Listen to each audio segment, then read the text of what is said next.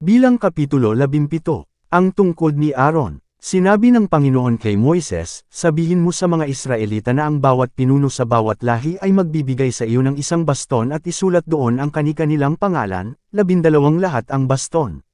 Sa baston ng lahi ni Levi, isulat ang pangalan ni Aaron dahil kailangang may isang baston sa bawat pinuno ng lahi.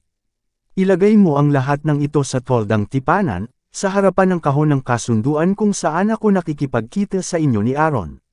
At ang baston ng taong pipiliin ko na maglingkod sa akin bilang pari ay sisibulan at sa pamamagitan nito, titigil ang pagrereklamo ng mga Israelita laban sa inyo ni Aaron.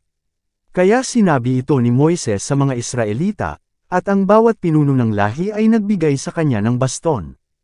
Ang lahat ng baston ay 12 at isa rito ang kay Aaron. Inilagay lahat ni Moises ang baston sa presensya ng Panginoon doon sa tolda ng kahon ng kasunduan. Kinaumagahan, pumasok si Moises sa tolda ng kahon ng kasunduan at nakita niya na ang baston ni Aaron, na kumakatawan sa lahi ni Levi ay hindi lang sumibol kundi nagkabuko pa, namulaklak, at namunga ng almendro.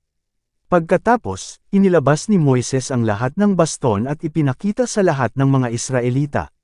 Tiningnan nila ito, at kinuha ng bawat pinuno ng lahi ang kani-kanilang baston.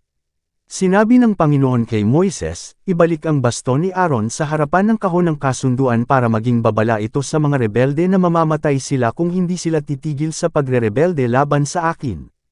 Tinupad ni Moises ang iniutos sa kanya ng Panginoon.